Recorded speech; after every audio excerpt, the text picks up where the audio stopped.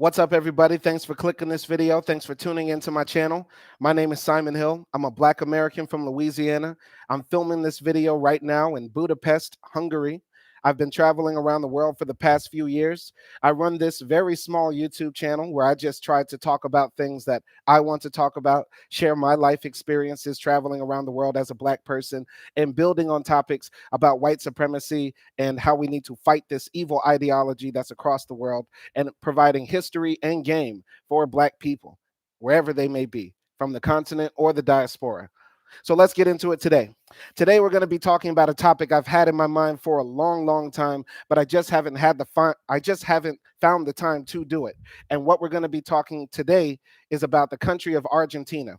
Usually I talk about issues related to Africa or America. This is one of my second or third times talking about Latin America. I did a video about Brazil that you can find on my channel, deep in there, and I hope you check that out as well. But today we're talking about Argentina.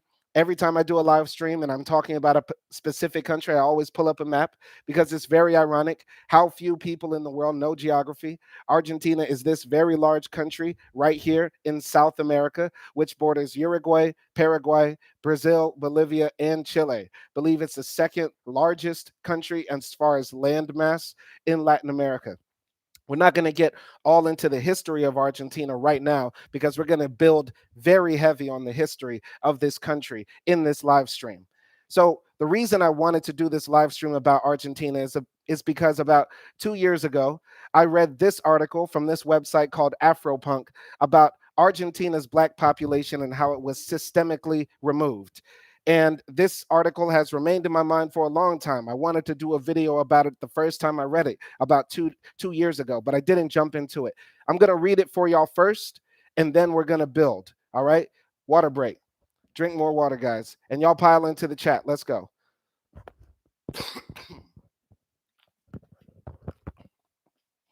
All right. Argentina's Black population has been systemically erased and removed in whitewashing effort. This was written by Zama M. Doda, published on July 19th, 2018. We'd like to think that it is common knowledge that anti-Blackness is a global phenomenon, but unfortunately, the targeted whitewashing of known history has prevented that.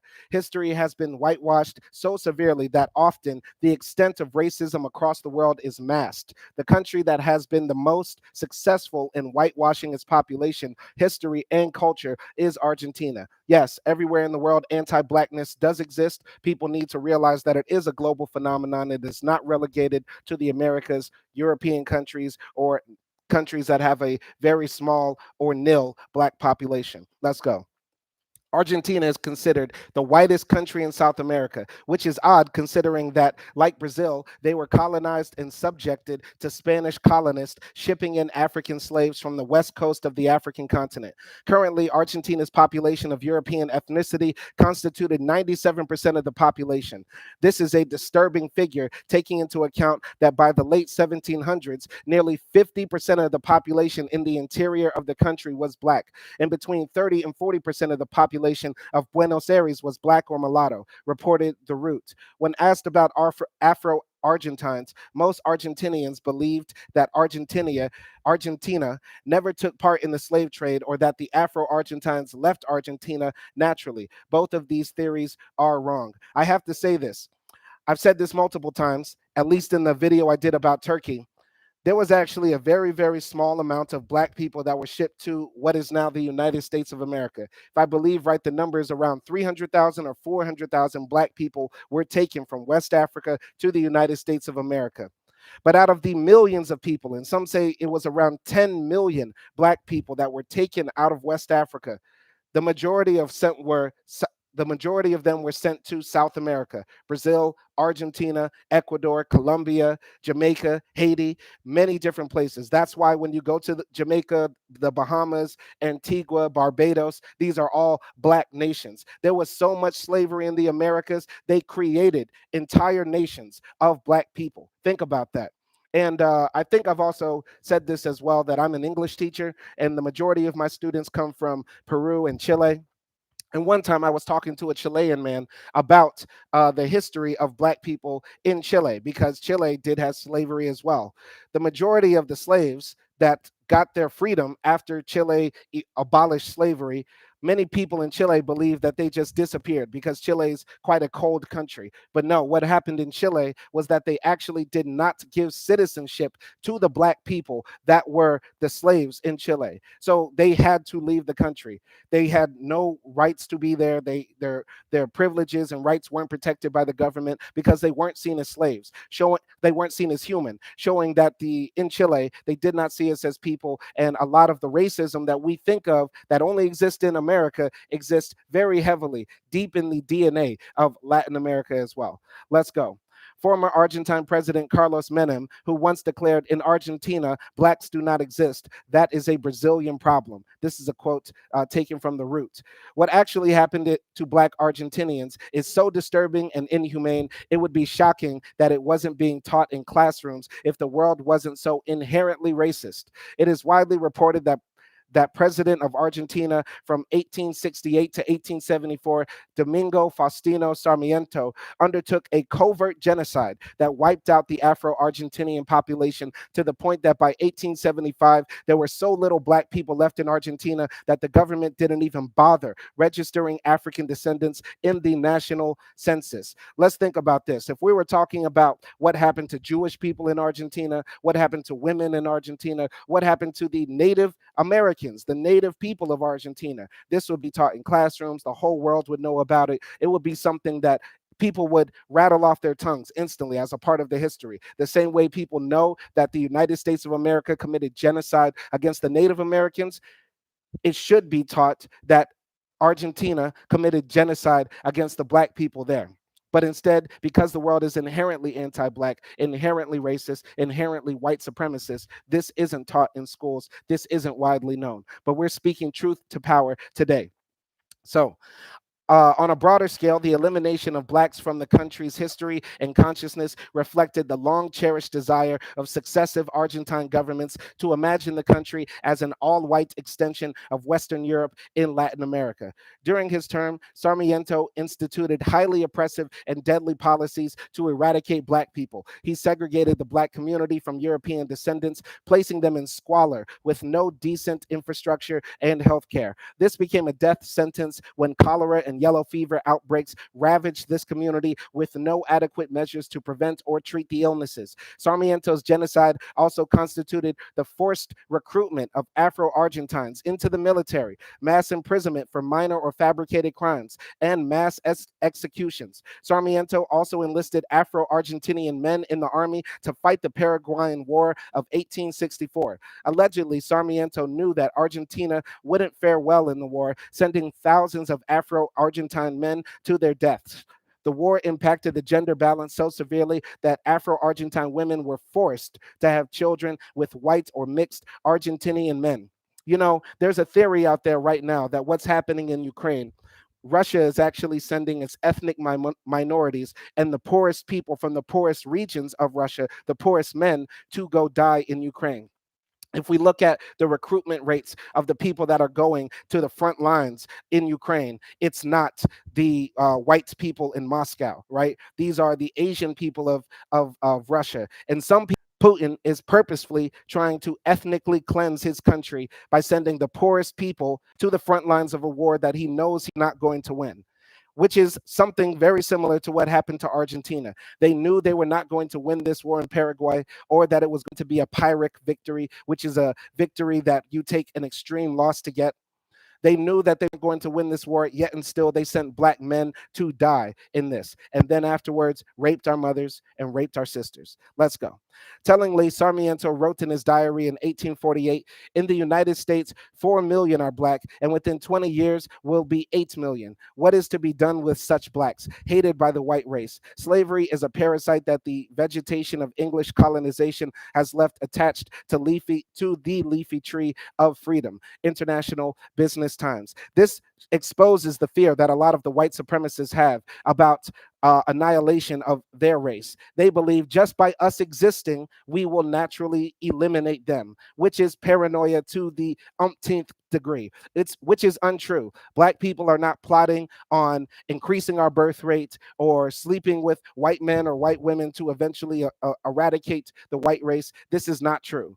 But still, this is the paranoia that exists in the minds of the white supremacists, and we need to always be wary of this.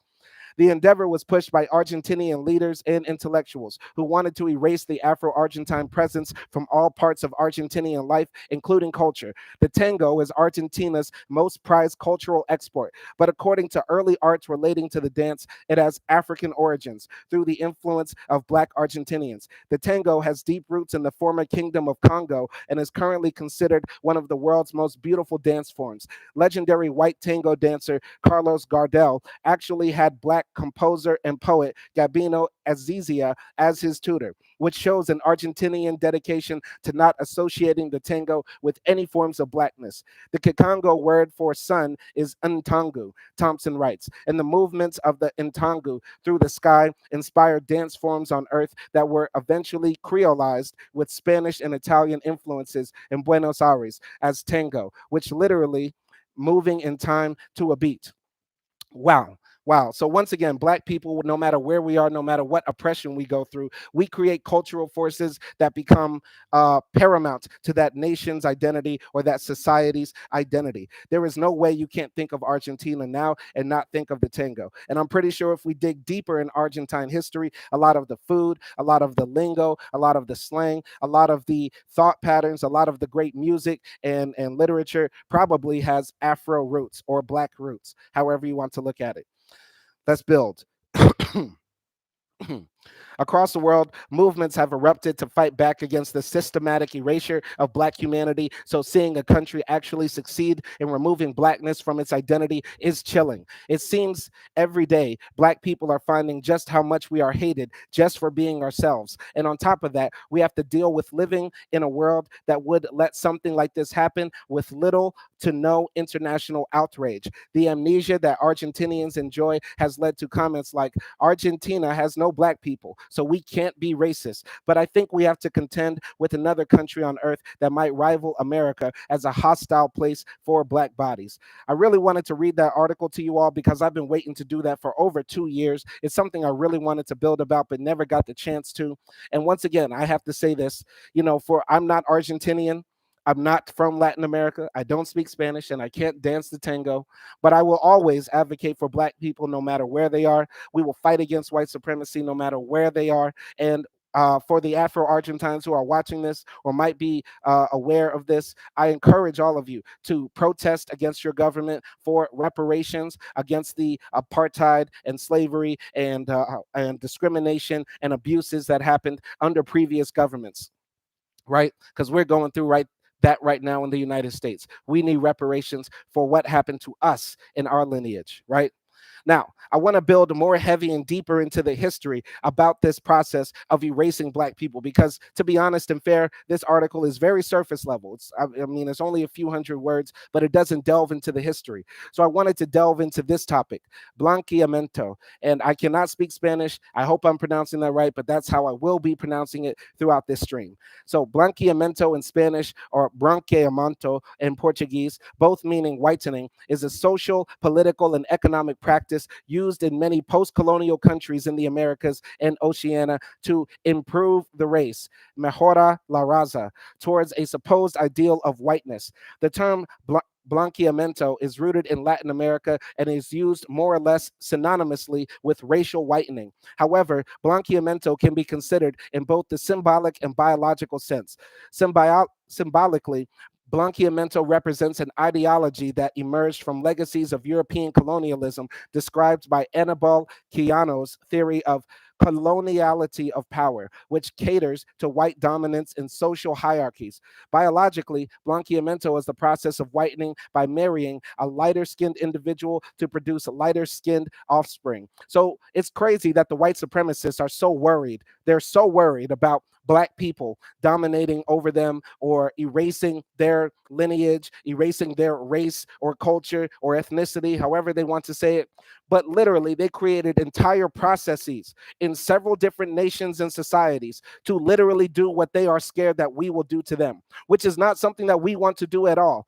Black people simply want to exist, to be free, to be happy, to have the same rights and privileges as every other group of people. But white supremacists, the ones in power, the ones with their fingers on the thumbs of power, insist that we want to do what they did to us, which is not true at all. We didn't decide to create a system of browniamento or Moreniomento, if I know Spanish well, which means to brown the people or anything like that. We don't associate a type of people with a better society. But the white supremacists believe that the more white people we have in the society, the better that society will be, which will be proven to be false when we look at what Argentina is now. But let's delve deeper into what Blanqueamiento is. So let's go into the definition of this. Peter Wade argues that Blanqueamiento is a historical process that can be linked to nationalism. When thinking about nationalism, the ideologies behind it stem from national identity, which, according to Wade, is a construction of the past and the future,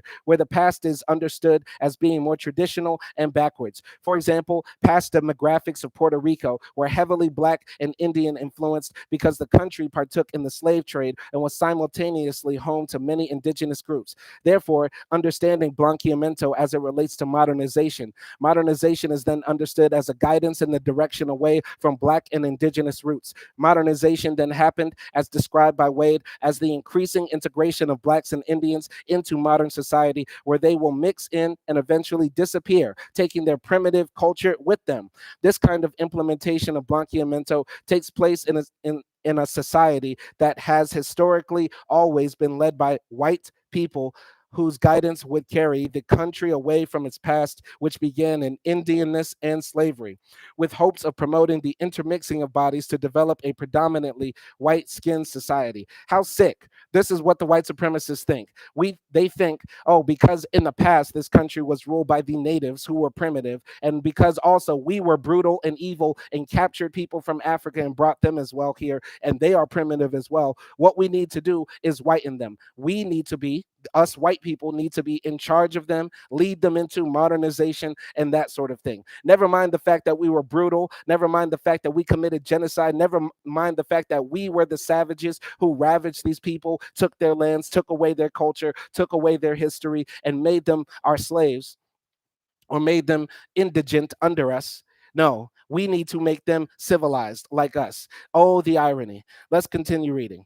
As related to mestizaje, the formation of mestizaje emerged in the shift of Latin America towards multiculturalist perspectives and policies. Mestizaje has been considered problematic by many scholars because it sustains racial hierarchies and celebrates blanqueamiento. For example, Swanson argues that although mestizaje is not a physical embodiment of whitening, it is not so much about mixing it's about a progressive whitening of the population. That's even more sick. So a lot of the times, mestizaje, by the way, for people that don't know, mestizaje comes from the root word mestizo, which basically means a mix of people, a person who is half Indian, half European, or half black, half European, half Indian, or any combination of such. So they're saying, and a lot of Latin American countries have this idea that they are a mestizo people. They can't be whites, they can't be black, so therefore they can't be racist, or they can't be anti-black, or have white supremacist dealings because they genetically are a mix of people, which is somewhat true.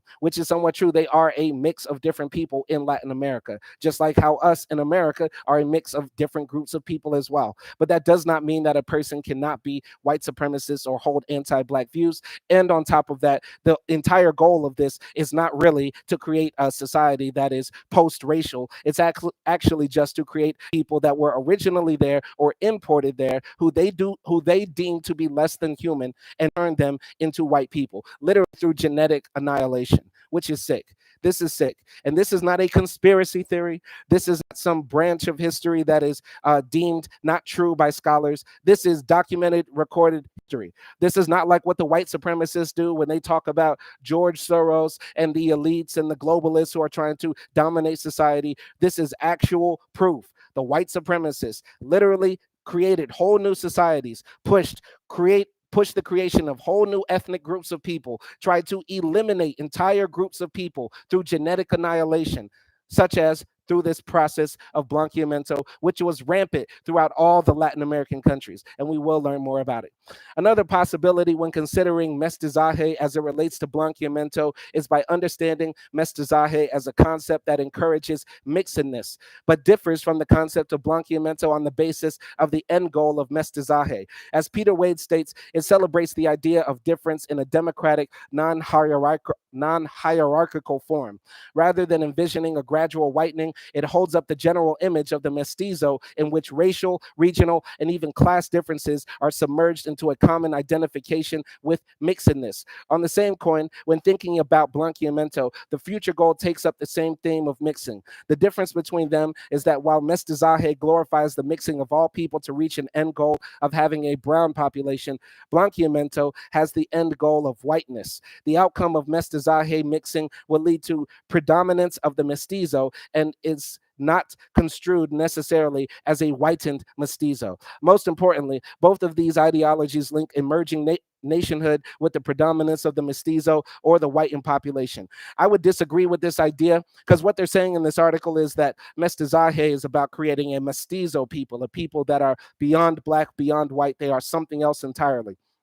But I would say you cannot say that mestizaje is not blanqueamiento or not chasing whiteness if the end goal is creating people that are unoriginal from the actual form. Do you get me? Do you follow me?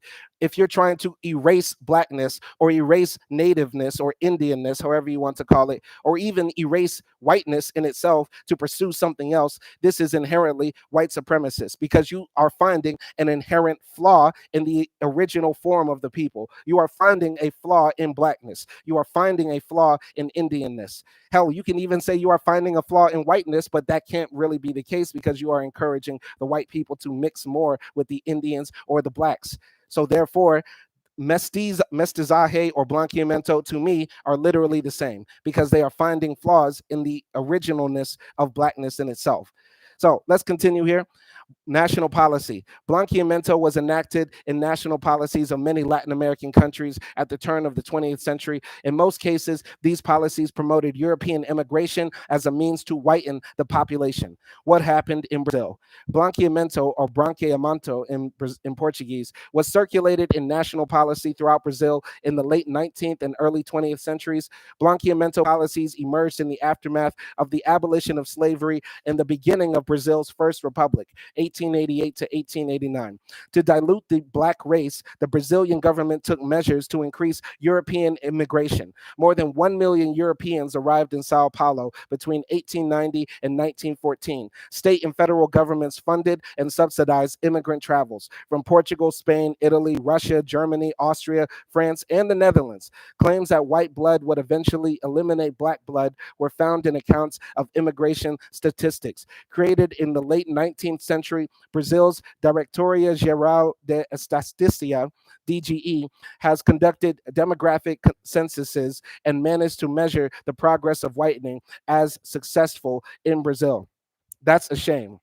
You know, the majority of slaves that were taken from Africa were brought to Brazil, and slavery in Brazil was so brutal that many of them died. Also, many of the slaves that were imported into Brazil were castrated. They had their genitalia cut off so they could not reproduce. Yet and still, despite all of that, Brazil has the largest black population of any country outside of Africa, and black people in Brazil define the culture of that place. Yet and still, Black Brazilians are held out of economic power and political power. A country that is almost 50% black by some measures has never had a black president or black people truly in power. If you look at the Congress of Sweden, if you look at the Congress of Brazil, it looks like Sweden, is what I was trying to say. And yeah, Brazil is horrible for doing that to its black people, and we know where Brazil is today. Let's continue here. In Cuba, at the beginning of the 20th century, the Cuban government created immigration laws that invested more than $1 million into recruiting Europeans into Cuba to whiten the state. High participation of blacks in independence movements threatened white elitist power, and when the 1899 census showed that more than one third of Cuba's population was colored, white migration started to gain support. Political Blanqueamiento began in 1902 after the U.S. occupation, where migration of undesirables, i.e., blacks, became prohibited in Cuba. Immigration policy supported the migration of entire families. Between 1902 and 1907, nearly 128,000 Spaniards entered Cuba, and officially in 1906, Cuba created its immigration law that funded white migrants. However, many European immigrants did not stay in Cuba and came solely for the sugar harvest, returning to their homes during the off seasons. Although some 780,000 Spaniards migrated between 1902 and to 1931, only 250,000 stayed. By the 1920s, Blanqueamiento, through national policy, had effectively failed. Wow. I did not know that about Cuba. Cuba tried to pay white people to come, literally tried to pay white people to come. And that's crazy to think about that. And we know where Cuba is today. It's a failed government as well. And this is just showing that, once again, the roots of anti-blackness in Latin America go very deep. And for any white people who say, or white supremacists, or people who are implicitly white supremacists, they say, black people, you've been in the Americas for so long. Why can't you get it together? How about it's because none of the governments of Brazil, Cuba, or the America or the United States of America didn't pay black people to come to the U.S. They didn't give us free boat rides. They didn't give us free pieces of land. They didn't give us the opportunity to just come here and make a living for ourselves. What they did instead in Cuba, in Brazil, in the United States, and in Argentina was exploit us for labor, make their countries rich, make their people rich, and then they want to say, "Oh, you guys are failures. You guys are less than human. You guys are not as intelligent," when that's absolutely not the case. Like what happened in Cuba, like what happened in Brazil, if they did that for black people, we would be in a much better place, which is why we need reparations in all of these countries: Brazil, Cuba, the United States of America, and Argentina. So let's continue building, but let's take a quick water break. All comments in the chat will be read and responded to as we're building live. Let's go.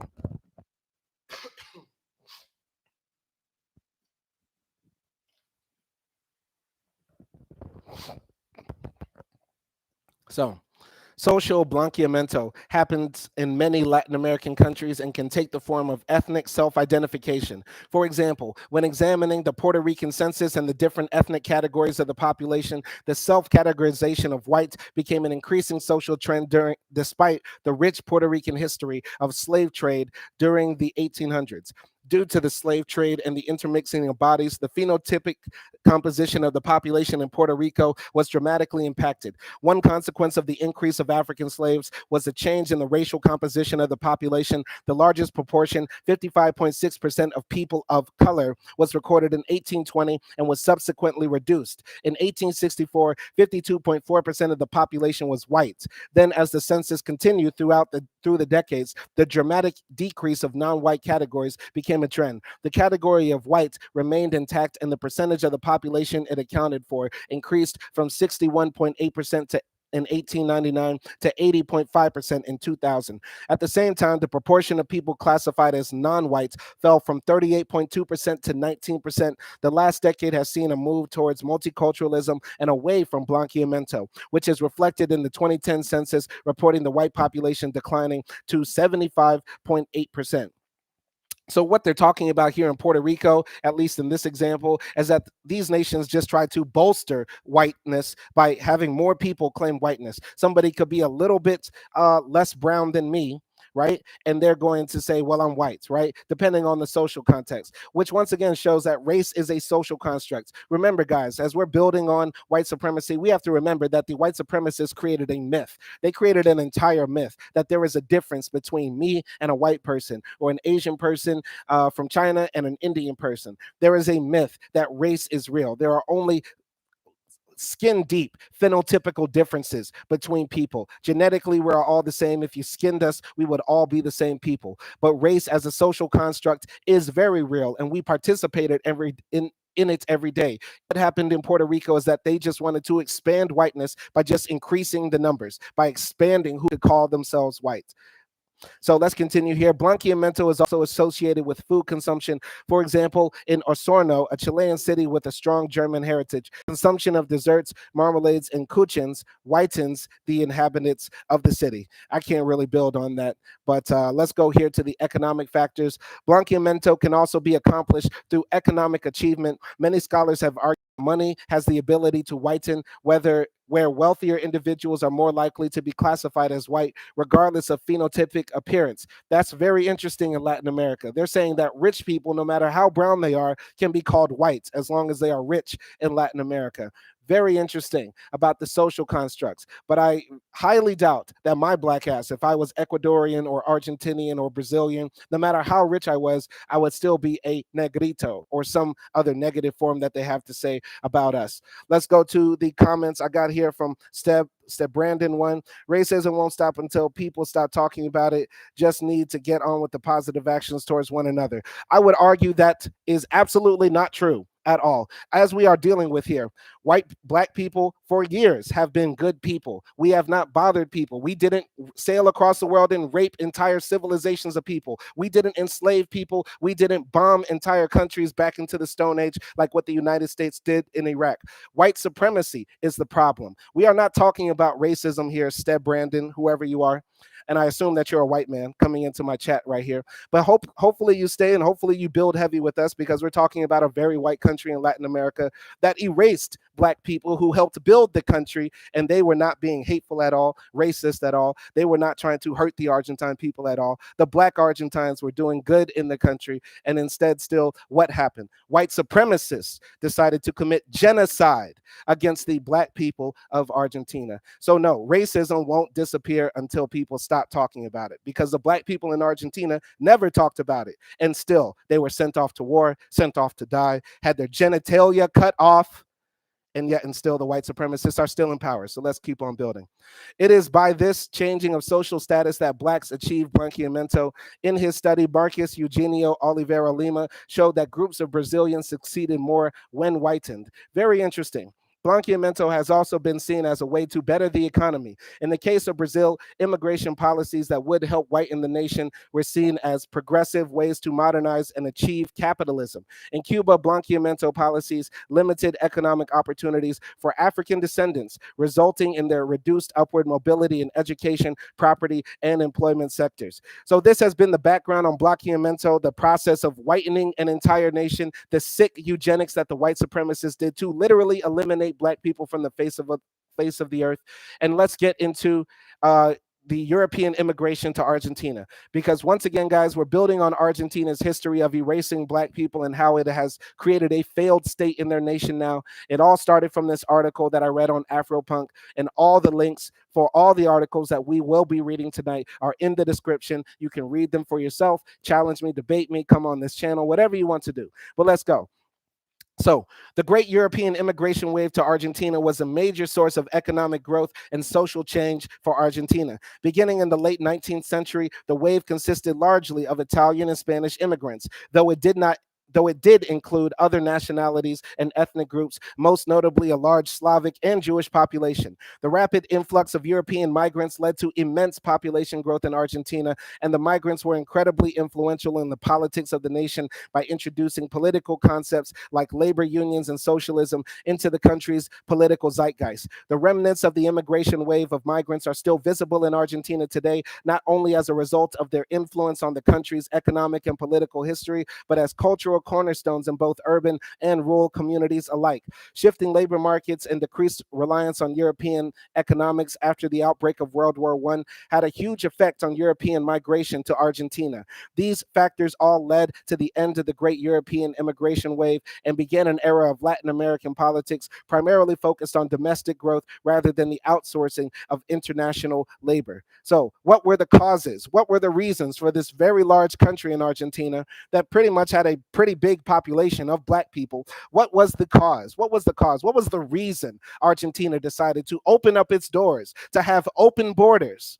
Right now, the white supremacists are so mad about open borders in Italy and open borders with Mexico. They want to close the borders. They're so scared of people coming into the country without papers, without any reason, just to make money, they say, or just because they want to take advantage of our system, they say. The white supremacists are very scared of open borders. But why did they open the borders for any white person from Europe to come into Latin America?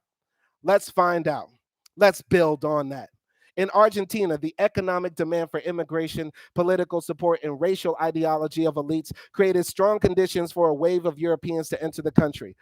Immigration policies from the 1850s to the early 1900s. Argentina's national policy was one of maximizing immigration. The Constitution of Argentina of 1853 prompted European immigration in its 25th article, which prohibited any barriers on immigration. Only the insane and those with communicable diseases were not allowed. The Immigration and Colonization Act of 1876 further encouraged immigration by subsidizing lodging and transportation and providing job placement support.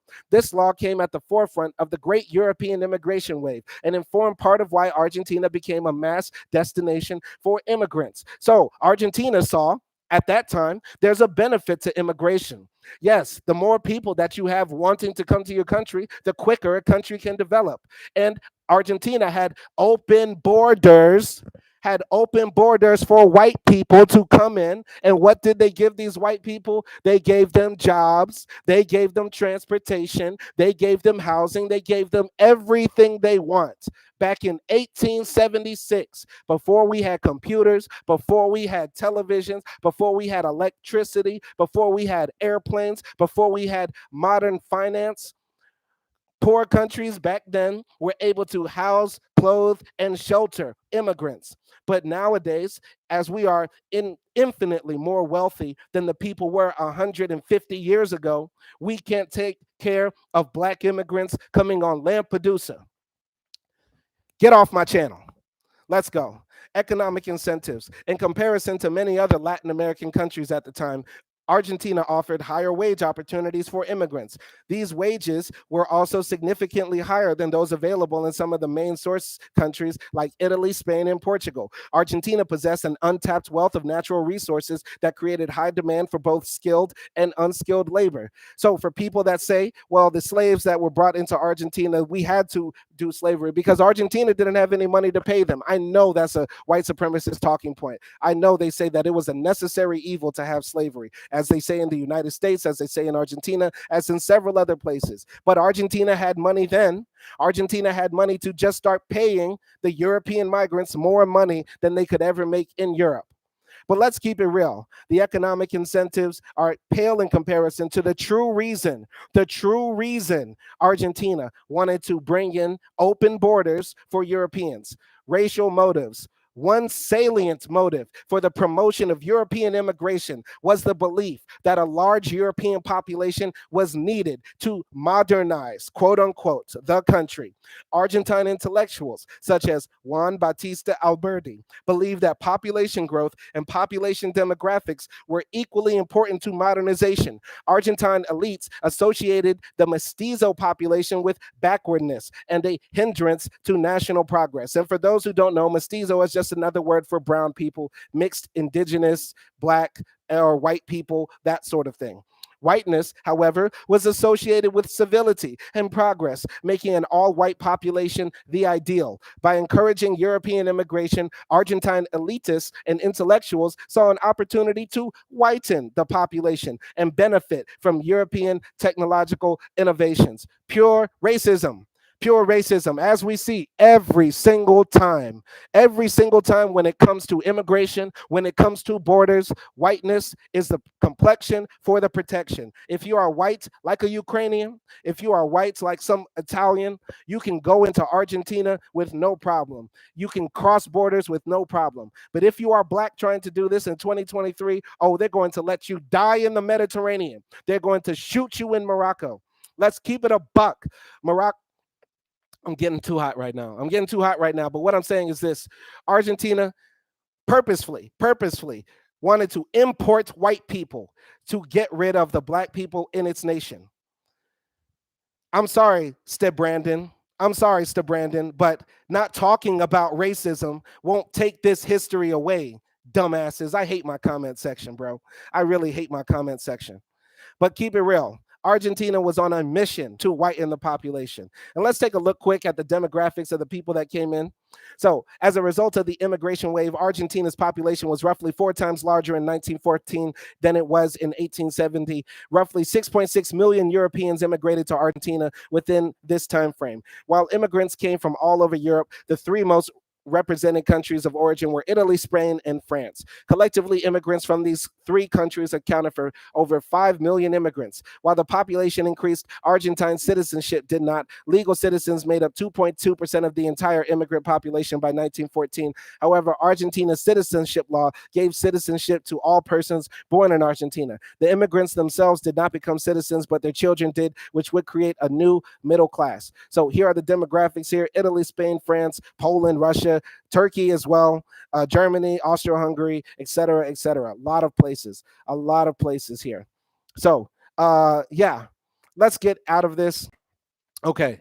Let's look into the cultural section though. So, the mass amount of immigration to Argentina created a melting pot for many different cultures. The mix of European and native cultures led to a new mestizo culture and a formation of an identity that was not European nor indigenous. The Italian immigrants brought new cultural touchstones such as the Italian language, hand gesture, and different foods to Argentina. In addition, many communities like the Jewish, German, and Welsh communities also kept some traditional cultural elements while mixing in with the native population along with the Spanish and Italian cultures. All right, good. All right, so yeah. Anyway, let's keep on building. So yeah, enough about the history, because if you talk to any Argentinians right now, they're very proud of the fact that they don't look like, act like, or think like the other brown skinned Latin Americans in the countries that border them. And we have to keep on being watchful of that. This white supremacist thinking still lives in the mind of the Argentinian people, where they believe that their proximity to European identity makes them better than the more indigenous people of Peru, Chile, Bolivia, etc. And we need to always be wary of that, because that's wrong. So let's get into some scholarship about more about how the black people of Argentina were purposefully disappeared. This was written by a scholar, a black woman named Erica Denise Edwards. She has been writing about being black in Argentina for years. I encourage you to read more about her, and she's going to go into detail about Argentina's history of erasing black people, killing black people, and marginalizing them as well. So, A Tale of Two Cities: Buenos Aires, Cordoba, and the Disappearance of the Black Population in Argentina. This was written by Erica Denise Edwards, published when? 2018, we'll say. So let's get into this article. So, the recent explosion of black studies in Argentina has been a welcoming effort of various scholars and activists that have refused to accept the old and tired categorization that Argentina is a country of European descendants. For instance, most recently, activists challenged Argentine President Mauricio Macri's association between Mercosur and the European Union at the World Economic Forum in Davos, Switzerland in January 2018. There, the president stated, "I think the association between Mercosur and the European Union is natural because in South America, we are all descendants of Europeans. I can't say I wasn't proud to see and hear the strong backlash that challenged this outdated and very tiresome notion that Argentina has always been a white nation. But it is that all that is left for us. What I mean more specifically is we can and will continue to dispel that Argentina is a white country of only European descendants. But as the field of black studies in Argentina develops, it is also time that we take a hard look at the scholarship and ask ourselves what comes next." So, it's a very deep article. The president of Argentina should be ashamed of himself by saying that, Europe, we are all European descendants in Argentina, because that's sick to say. In Argentina, there are black people who look like me. There are indigenous people who do not look European at all. And to say that is to diminish the people in your own country. How can you lead a country when you diminish the ethnic minorities within them, showing that you are not a good leader? And once again, guys, we are reading about all of this, about what happens in Argentina, not to just bang on Argentina, but to point to a bigger reason we need to fight against the white supremacists, because all of the white supremacist ideas are absolutely false. The idea that whiteness is inherently better, the closer proximity to whiteness or white ideals will lead to better outcomes is inherently false. Why? Because Argentina spent years giving away money, giving away land, giving free boat trips to any European that wanted to come to Argentina. And now Argentina is a failed state. Their money is literally worthless. You could wipe your ass with an Argentine dollar and not use it for anything else. Right? It would have no reason to even be used. You could burn an Argentine dollar in a blunt. Let's keep it a buck. Argentina is a failed state. Is a failed state. Despite their idea, if we just keep on bringing in white people, we can make this country great. Argentina is the worst performing economy in the world, if not one of the worst. Worse than a lot of African nations that are all black, as we will read about later. The white supremacists have stupid ideas. All of their ideas are fucking stupid. I'm just gonna curse. I don't care if this video is demonetized. We got a lot of content coming soon. I don't give a fuck. Let's go. The white supremacists have dumb ideas. We're not gonna tolerate this shit anymore. They want to say the closer you are to whiteness, the more white people in your country, the better. But it's absolutely wrong. It's absolutely wrong. Let's continue building. So let's get to some comments real quick. So Sir Brandon said, haha, good look, salam. Wa alaikum salam. Ozzy said, Simon putting in work. Ozzy, yes, let's be silent about history. Yep, that's the solution. South America has a very dark history. So, Sir Brandon, why dig up the negative? Okay, this guy is obviously a white supremacist troll. So, Ozzy, Moodia, Sorobia, I hope y'all handle Sir Brandon. Ozzy did a laughing emoji. I heard Argentina is wrecked. It is absolutely wrecked. And Ozzy says, go off. Yeah, absolutely. The economy is wrecked. People are fleeing Argentina. There are Argentines all over Europe. They're all over North America. They're all trying to get to the US and Canada. But I thought, the more white people we have in the country, the better it will be. Absolutely not. But let's read about the history about how Argentina erased black people. Literally, half of the country was at one point black, and now less than 2%. Let's continue building.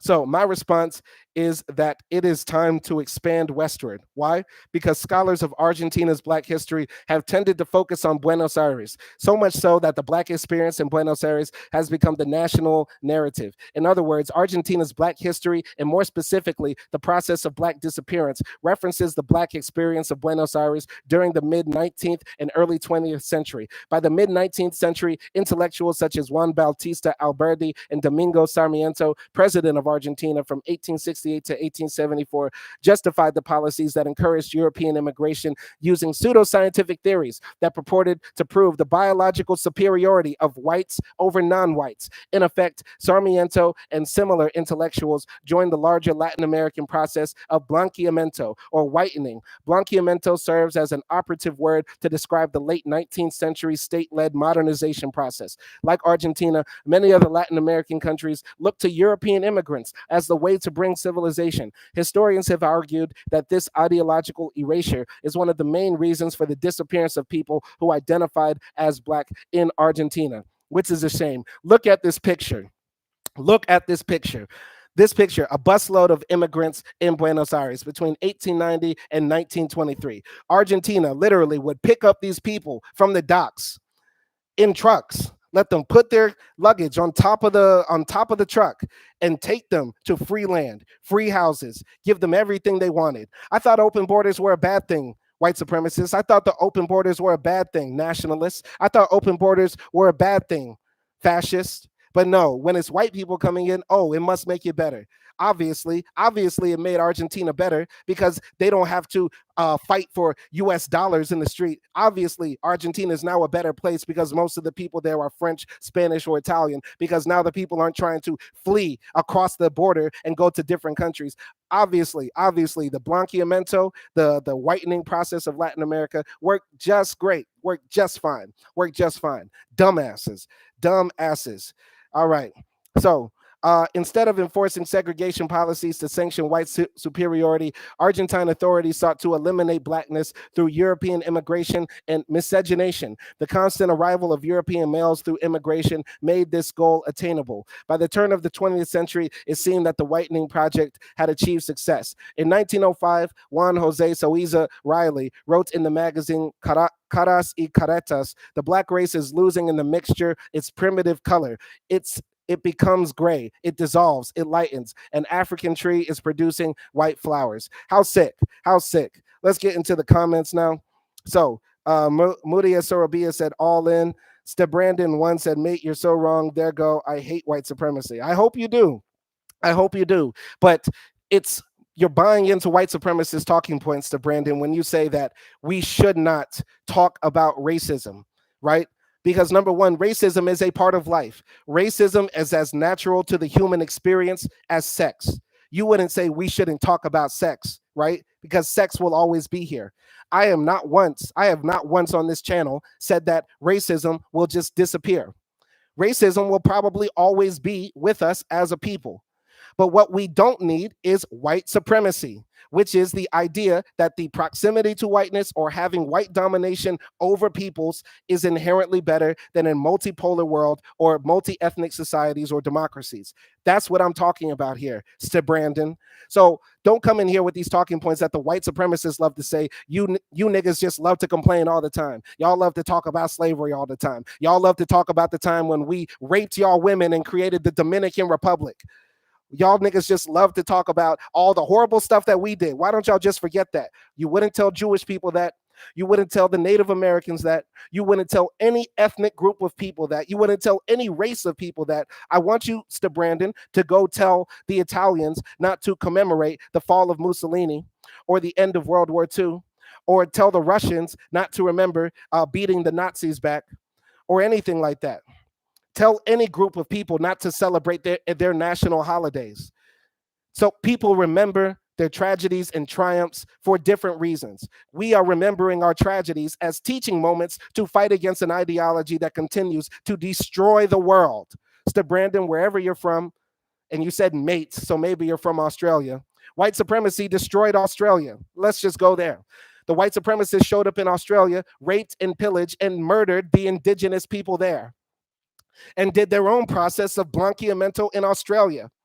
I'm sure you've seen the famous picture, for anybody who's watching in the chat, of the Aboriginal woman who has a child with the white man, and then she's holding the baby with who's half white, and then that half white baby ends up marrying another white man or a white woman or something like that, and then they're holding a full like blonde hair, blue eyed baby, right? But white supremacy has infected the entire planet and has destroyed civilizations, cultures, and lives of people. To this day, not even in the past, to this day, it is still happening right now.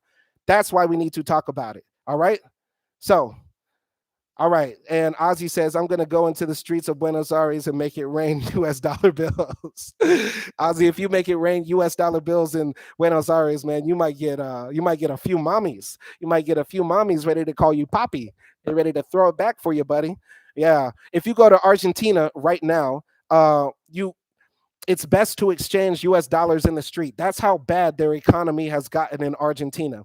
Argentina, I have students in Peru who travel to Argentina all the time, and they tell me that if you go there, do not go to the normal exchange office like a Western Union or something like that. If you want to get US dollars in Argentina, you got to call somebody up like a drug dealer and say, hey, meet me on the block. I want to exchange $1,000 for your currency, the Argentine peso or whatever, right? And the guy shows up and give you the actual good exchange rate, not the high, super high exchange rate you get at the money changers, the official money changers. What type of third world shit is that? You don't see that in most European nations, right? But I thought Argentina was supposed to be civilized. By importing all these Europeans, Argentina should be France. Argentina should be the Liechtenstein. But no, they have a worse performing economy than the Democratic Republic of the Congo. Ain't that the irony? Ain't that the irony? There's a good possibility the majority of the slaves that were brought into Argentina, when half of the population of Argentina was black, possibly came from what is now today the Democratic Republic of the Congo. Argentina wanted to eliminate all of its black people by killing them, sending them to a useless war, and then on top of that, importing white European men to come there and have sex with all the women until they were white. And now look at Argentina today, and we will read about it today. Argentina has a worse economy than the place where those black people were stolen from, because they believed that white was right. Think about that, man. Think about that. Think about that. So, yeah. Brandon says they don't go about it. I don't know what he means by they don't go about it. Ozzy says, yep, Australia did the same thing. They specifically targeted Europeans for immigration. Absolutely. Argentina, Australia has a horrible history when it comes to treating their indigenous people and black people. And Layberry says, I saw that picture. For anybody coming late into the stream now, we're talking about Argentina eliminating its black people to lighten up the country and make it a more modern and civilized place. And now when we look at Argentina, it's a failed state. It's worse than Zimbabwe. It's worse than the Democratic Republic of the Congo. It's worse than South Africa. It's worse than a lot of African nations, even though they pursued this stupid white supremacist dream. But let's go. We're going to read more about the history of how Argentina became mostly white. In turn, scholars have also documented the importance of the black press, which has proved paramount in understanding how African descendants in Buenos Aires responded to Blanqueamiento. Prominent black newspapers such as La Broma were geared toward a more elite audience, while others such as La Juventud appealed to working class audiences. La Broma perpetuated the politics of respectability, while Juventud focused on the social and economic choices left for a community whose proportion of the population continued to decrease every year because of European immigration. Over time, the newspapers revealed a developing class conflict within the black community, which failed to reach a consensus regarding how to deal with Blanqueamiento. It's so crazy. Every time I read, I find it always so ironic. Right now, white supremacists all over the world are worried that Europe will be a black continent, or Europe will be full of Muslims and North Africans and black people in 50 years, right? But literally, when we look at European history, they did this to people in several different countries and spaces. And let's keep it real, the amount of immigration that's happening in Europe now will never make Italy a black country, France a black country, the UK a black country. Let's keep it real. We as black people are not living under a system of black supremacy where we can just import in mass people to a country to blacken a country like what the white supremacists did. The white supremacists said, you know what this country needs? More mayonnaise. Let's open the borders and allow every Ukrainian, every Russian, every Swedish person who wants to come to Argentina, let them come in. But meanwhile, they project their insecurities onto us, showing that the white supremacists are paranoid, schizophrenic, and crazy people who need to be combated, because there's nothing worse than a crazy person with power like Donald Trump. And I don't care what anybody says, this will never be a pro-Trump channel. I don't care if y'all like Trump. Y'all can like Trump, but you can also hate white supremacy. Let's keep it a buck. I'm going to keep pushing. So, any comments here?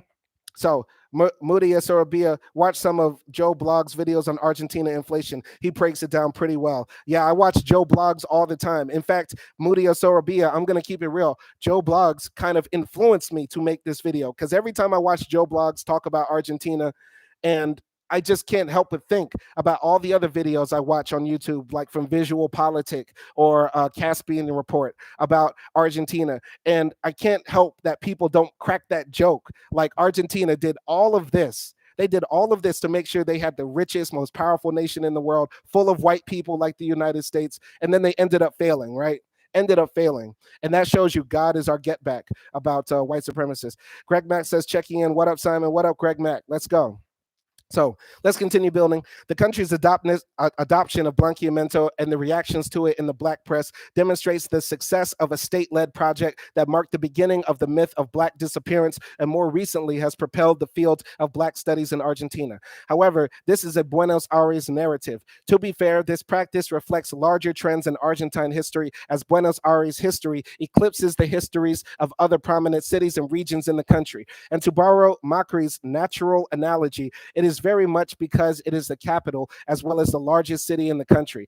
But if we are continuing to develop the field of black studies, it is time to expand westward first, to acknowledge that African descendants resided in all the cities throughout Argentina, and second, that cities' geographic, political, and cultural characteristics directly shaped and molded how they disappeared. In studying other cities, we not only extend the scholarship, but we also acknowledge the diverse and dynamic history of Argentina beyond Buenos Aires. My forthcoming book, Hiding in Plain Sight, The Disappearance of the Black Population in Argentina, focuses on the city of Cordoba and expands our understanding of Africans and their descendants. It concentrates on the process of disappearance through the late 18th and early 19th century, prior to the state-led and institutionalized whitening at the end of the 19th century. And by the way, guys, even though Argentina did its best to try to eliminate black people, there are still black people there. I believe there's a specific city there that has the most, Buenos Aires being one, because Buenos Aires is the most economically viable part of the country, of a country that's failing, right? Buenos Aires, the capital city in Argentina, by the way, for people who don't know, Buenos Aires is right here, has a lot of black people there. But I believe also there are a lot of black people in Rosario. I might be wrong about that. I'm not sure. But one thing you'll notice, guys, if you travel outside of America and you go to countries that have indigenous black people, they always ghettoize us. Every country I've been to that has had black people, like in Tunisia, they say, oh, we keep our black people in the south of the country. When I was in Tunisia, all the black people live in a region called Gabas, which is closer to the south of the country on the coast near the Sahara Desert. And it's the same in a lot of other North African countries, in Morocco, in Algeria, in Libya, and that sort of thing. And the black people aren't there, not because that's their home or that's where their family is, or they only feel comfortable there.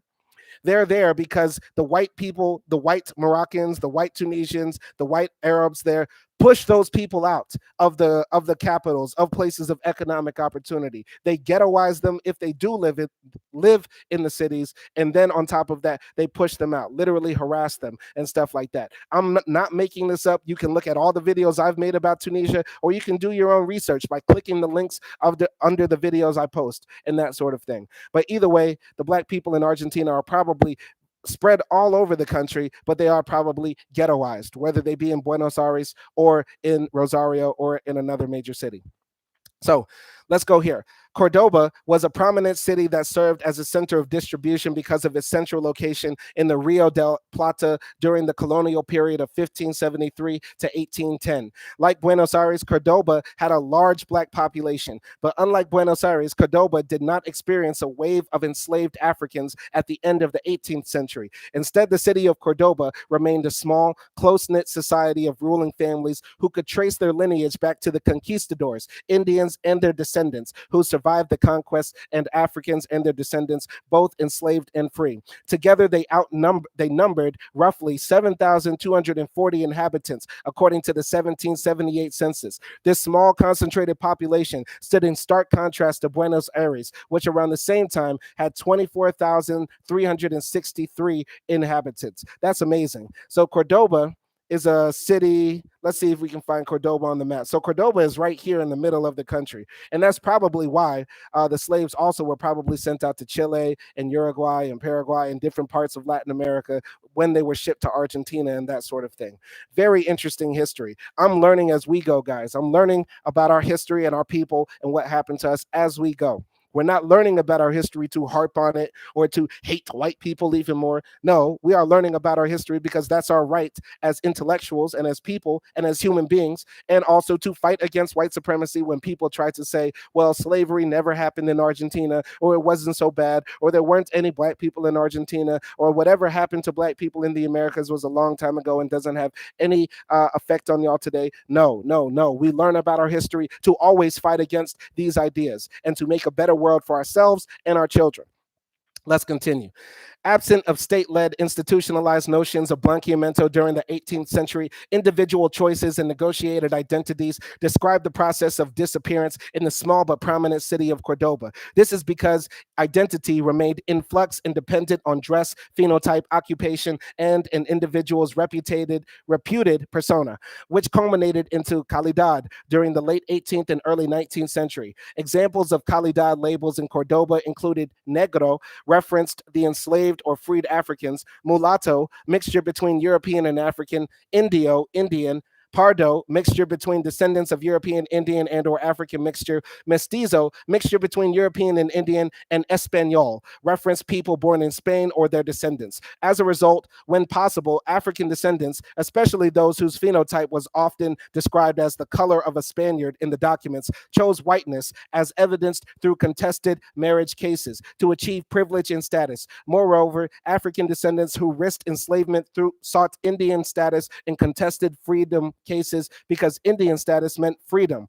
Cases of contested freedoms continued throughout the early 19th century, and African descendants continued to claim a case of mistaken identity, and they were in fact Indians. After providing extensive proof of Indian identity, which included dress, place of origin, voluntary service, and maternal Indian lineage, African descendants evaded enslavement and gained their freedom. That is very interesting history right here. Now, what happened in Latin America, and this is a out that a lot of people in Latin America make. They always give this out that, I'm not white, so I can't be racist because I'm mestizo or I'm Indio or something like that, right? But a lot of these different classes and groups and distinctions of people were created by the white supremacists, the Spaniards, and that sort of thing to conquer and divide people. Divide and conquer, the first tactic that any conqueror does when they come to a land. You divide the people and make them fight amongst themselves so they can't fight you. When we think about all these different groups of people, mestizo, mulatto, negro, pardo, that sort of thing, to me, these are all different classifications of black.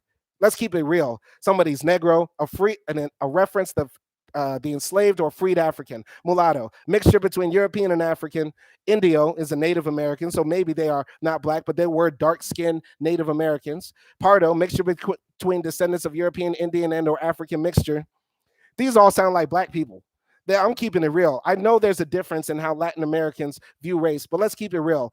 When the white supremacists come into power, when the white supremacists pull up on us, when the race soldiers point their guns at us, they're not looking at us and saying, well, you're mestizo, so you're going to get away with it.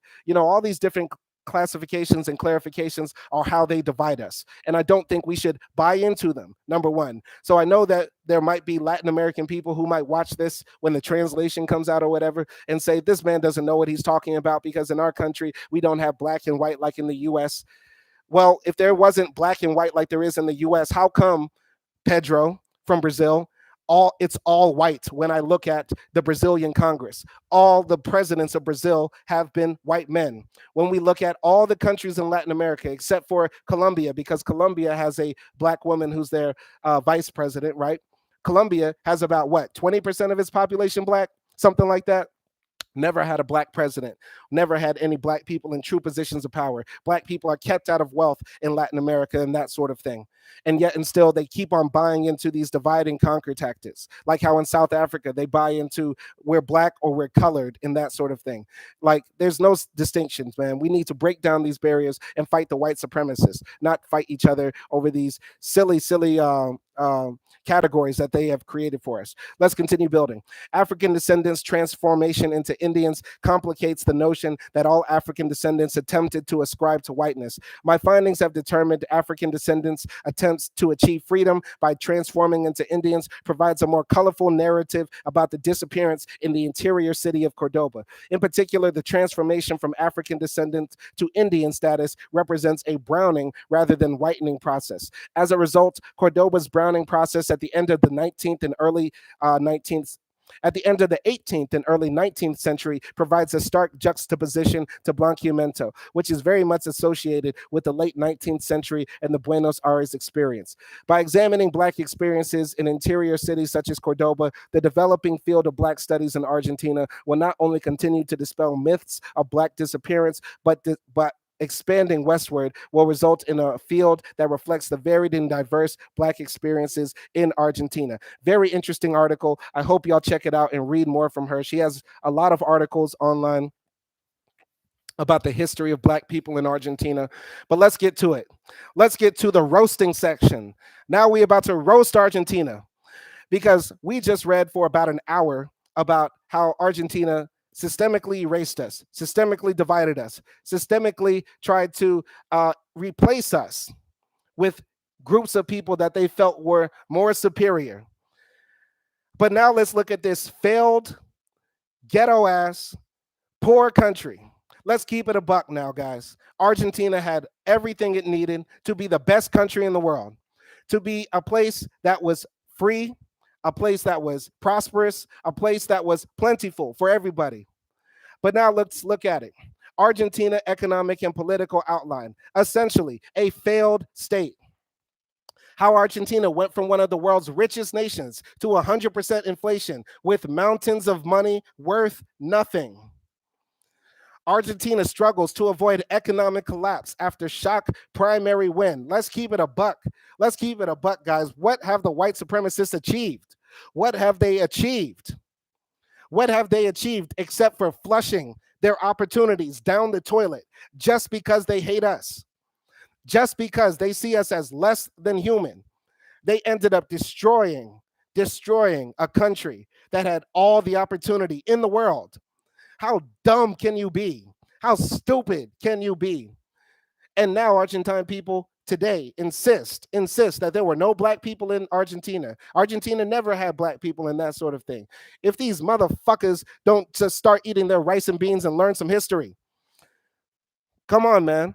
Come on, man. Let's build, man. We're going to read a little bit, just a little bit. Argentina has a long history of political and economic instability with significant growth fluctuations every year. In 2022, the country had an estimated growth in GDP of 4%, mainly driven by private consumption and the recovery sectors that were previously affected by the pandemic. However, South America's second largest economy is expected to grow at a slower pace in coming years, with the IMF predicting a GDP growth of 2% from 2023 and 2024 as monetary tightening and price pressures are expected to weaken labor markets and private consumption.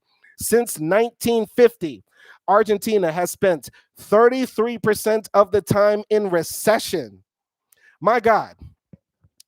Since 1950, 30% of the time Argentina is broke. It's broke. It's a broke ass country full of broke ass people who hate black people. And I'm gonna tell y'all a story, guys. When I was going ham and I was going crazy releasing my videos about Albania, I had this black man call up and tell me, Albania is not a racist country. You know what's a real racist country? Argentina. This black guy from Canada called me up and was ranting at me about exposing the racism in Albania. And he wanted to tell me that Argentina was really the place I needed to look at and talk about. Now, I ain't been to Argentina yet, and I don't mind going. I might go. I might have a good ass time there. But goddamn, 33% of the time you're broke ass country. God. Either way, Argentina is full of anti-black racism, and yet and still, they are broke. Poor white people hating on black people. Hey, the world is the same everywhere, right? Second in the world, Argentina has spent 33% of the time in recession, second in the world behind the Democratic Republic of the Congo, according to the World Bank. That means that even though the DRC has had a bad economy, it has not been as bad as Argentina. The country's structurally high inflation increased in 2022 and hit an estimated 72.4%, according to the IMF, as a large share of the fiscal deficit was monetized and the peso depreciated as a result of the government's lack of a credible economic plan. In order to curb inflationary pressures, the government has implemented new currency exchange rates to the more than 10 that already exist in Argentina. According to the IMF, general government balance in Argentina represented an estimated negative 3.8% of GDP, while public debt reached 76% in 2022. Furthermore, the country has been making progress in its U.S. $400 billion debt renegotiation with the IMF and reached an agreement in 2022. As such, the country is expected to continue on its path to further reduce macroeconomic imbalance and restore fiscal order in the coming years. Although the pandemic has significantly impacted the Argentine economy, the country has been recovering, with the government implementing measures to counteract the economic crisis resulting from it. Yeah, all that sounds good. The government might not be broke anymore, but the people are broke as hell. And that shows the true failure of a state. I don't look at GDP and all that, because by GDP, hell, the US is a rich country. But we know for a fact a lot of Americans couldn't scramble together $400 to fly across the country to see their dead grandma and stuff like that. A lot of people in the US are barely scraping by, even though our GDP goes up every year, even though we have more money than God in the US. GDP doesn't mean anything. What is happening in Argentina is a shame. Piles of money you can literally burn, and you can use it as firewood, which will be worth more than actually going to the store and using it. Let's go. In 2022, the unemployment rate in Argentina fell to an estimated 6.9%, consistent with the economic recovery the country experienced, and it is expected to remain unchanged in 2023 and 2024. However, even though formal employment has been rising, high labor informality remains a concern in the country. The Argentine government has faced difficulties in fighting high levels of poverty, which affects more than 40% of the population, and the social situation of the country is characterized by constant underlying tensions between the government and trade unions over the reforms announced. The country is also split between central and decentralized authorities over the distribution of federal revenues. Infrastructure networks require more investment as access to electricity and water in the rural areas is not always ensured. Third world status. Third world status. The irony, the irony. Kill all the black people and import white people because you don't want to become a third world developing nation. And then what happens? You have a worse economy than the Democratic Republic of the Congo. That's got to be a meme somewhere. Somebody play that music from Curb Your Enthusiasm, because that's literally Argentina in a nutshell. Let's get into some comments right here. So, Craig Mack, white supremacists always get rid of their tools. Then they are when they are finished using them. Ain't that a shame? Ain't that a shame? To some extent. To some extent. And I don't like the word tools right there, Greg. You know, I like you, Greg, but calling us tools or referring to people as tools reminds me of the slur that some of the racist white people use. They call us farm equipment and tools and stuff like that. I don't like that sort of terminology, but I get what you're trying to say there. Moody Sorabia, I would be curious to see your impressions on visiting Argentina too. I would love to visit Argentina. I would love to go there and see what it's actually like, even though I am very critical of their history as it relates to treating black people. I would still be interested in visiting a country because the world is ours and black people should not be scared to travel anywhere. Ozzy, dang, they broke as fuck. I'm about to go there and trick. Yes, Ozzy, go get you a nice little Maria. Maria, Maria. Yeah, get you one of them. All right, but this is the last article for today, guys. I've been here sweating. I'm in here going hard. It's Friday. I bet all of y'all want to party, meet up with your friends, do whatever you got to do. But this is the last article we're going to read today. How Argentina went from one of the world's richest nations to 100% inflation with mountains of money worth nothing. This was published on abc.net Australia on April 10th, 2023. Let's go. So few people know what 220,000 US dollars or 334 200,000 in, I guess, Australian money in cash looks like. Anna does. Wow. She showed up with a backpack of her life savings to buy the land for a house in Patagonia in Argentina. No deposit, no mortgage, just one lump sum payment. Decades of arduous penny pitching came down to 22 bundles of crisp $100 bills, stacked vertically. They stood no more than 2 hands high. This lady had to travel to Patagonia. For those who don't know, Patagonia is this area in the south of Argentina right here. It's supposed to be very beautiful land right there. And a lot of my students in Chile say that when they retire, they want to buy a house in the south of Chile because they say it's some of the most beautiful geography in the world, which I'm sure it is. But that's crazy. Think about that. You work all your life, 30, 40 years at the post office, as a mailman, at the DMV, whatever you do, and you have to walk with a backpack with 22,000 US dollars to go buy land in Argentina. You can't make a bank transfer. You can't send that wire over because the banks in your country are failures, because your economy is a failure, because everything in your society has failed, because the country insisted on pursuing white supremacist ideas of whitening the country. I guess maybe the black people weren't smart enough to help you put it all together, right? That's what the white supremacists think, man. It's crazy. Anyway, sounds sketchy. Not at all, says the former kindergarten teacher. There's almost no bank credit here. I saved for 20 years to buy that land. It would have been impossible otherwise. Bank financing is rare in Argentina. Most people buy their properties outright with cash. It's little wonder, with interest rates pushed to stratospheric levels. Argentina's benchmark rate of 78% inflation. I know a lot of people in America were complaining that, inflation was like at 7%, 8%, something like that. People were complaining the price of milk went up by $1.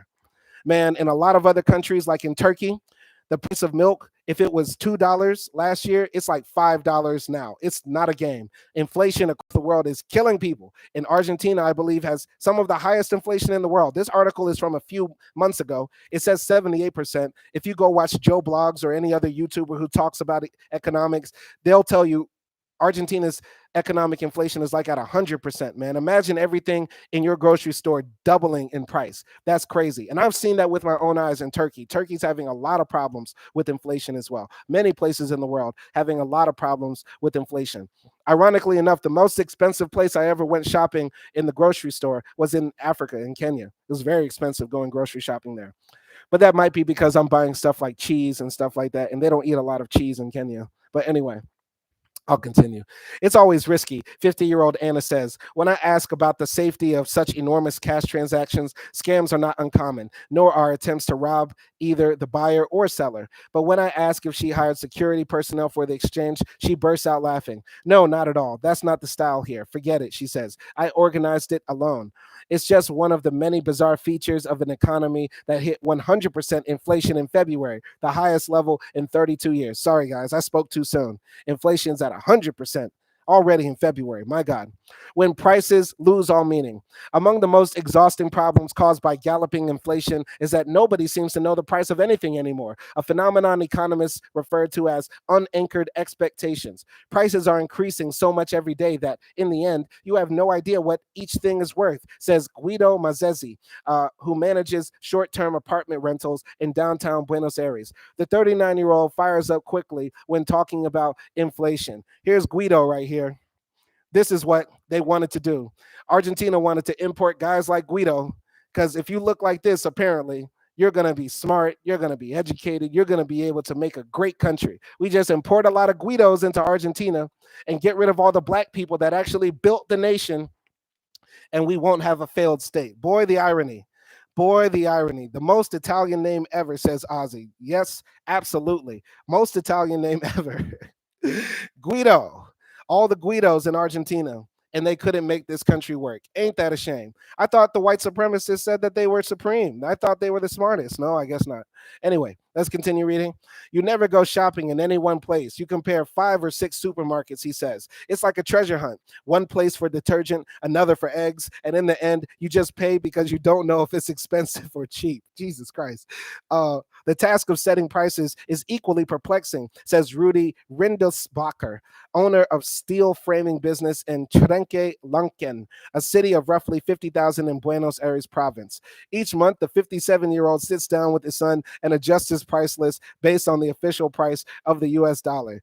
Here's Rudy here. This is what Argentina wanted. They wanted to bring in more guys like Rudy to make this country a better place. Oh, Rudy, Rudy, why didn't you make Argentina successful, Rudy? Why didn't your ancestors make Argentina a nice first world European nation, Rudy? They said that you guys were the smartest. They said you guys were the most capable. Instead, you guys are out here hunting for eggs and detergent like it's an Easter egg hunt. Are you guys serious? I went to Tanzania, man. I'm sure Tanzania is a poorer country than Argentina, but I didn't have to do that to go to the grocery store to get even prices. Come on now. Argentina is a failed state, showing you this is what racism will get you. This is what the white supremacists want. They want a failed state full of Guidos and Rudies. Let's continue.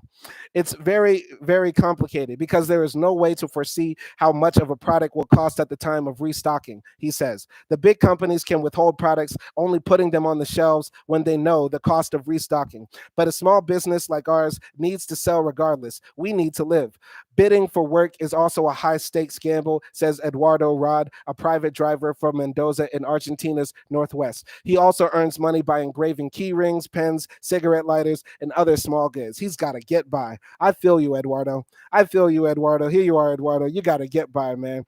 Keep on scraping those key rings and those pens and those cigarette lighters, man. Listen, I'm not knocking the working class people of the world, but goddamn, this is what Argentina wanted. They wanted more of this so they could be a successful, prosperous nation. And what happened? Oh my God. Now this man is trying to do the MacGyver, put together a paperclip and a shoestring to make a cigarette lighter to try to make some extra money to put food on the table. Man, that's sad. Man, that is sad. Let's say I go to business. They order 200 pens and I give them my price. But by the time I make my purchases and engrave the pens, maybe I've lost part or even all of my profit, the 59-year-old says. There are times when I haven't been able to do the job, or if I've done the job but not told the customer that I'm losing money because the costs were higher than what I charge. What a topsy turvy, weird economy, right? What a topsy turvy world. Like, this doesn't make any sense. I could not imagine living in a society like this where the money doesn't make sense. You go to the store, you buy a water bottle, you expect it to be $1, but then they ring you up for 3, and you're like just looking crazy. Can't open a business, can't buy at a business. Man, I guess the only business they have is hating on black people, because when you're broke as hell, all you can do is just say, well, at least I'm white. Jesus Christ. A never ending crisis. Before the Great Depression in 1930, Argentina stood among the world's 10 richest nations per capita. But since the 1950s, few countries have spent more years in recession. Today, more than 4 in 10 Argentines live in poverty. 4 in 10, 40% of the population lives in poverty. Argentina's central bank keeps printing more pesos in the face of stubborn deficit spending, constant devaluation, and global price shocks caused by Russia's invasion of Ukraine. And as any economist will tell you, that will lead in only one direction: the purgatory of high inflation, says Dr. Benjamin Gadan, director of the Wilson Center's Argentina Project and Latin American Program. Analysts remain divided about how to solve the problem, but most agree that lack of political will is a critical issue. It's important to understand the cultural aspect of this, says Adam Fabry, a lecturer in economics at the National University of Chilecito in Cordoba. Unfortunately, Argentina has such a prolonged history of inflation that you now have generations and generations of Argentines thinking that 30% inflation is the norm. Wow. I can't imagine, man. But Gidan believes triple digit inflation marks a perilous milestone for the Latin American economy. Look at the streets of Argentina, these beautiful people here, as we get to some comments. So, Greg Met says, Simon, stay up. Shout out to Greg. Guido Mazzezzi, most Italian name ever. Ain't it the truth? The Guidos, yeah, says Globalissimo, black man. Ozzy sent the skull face. Ozzy says, you killing me every time you zoom in, man. Look at these people, man.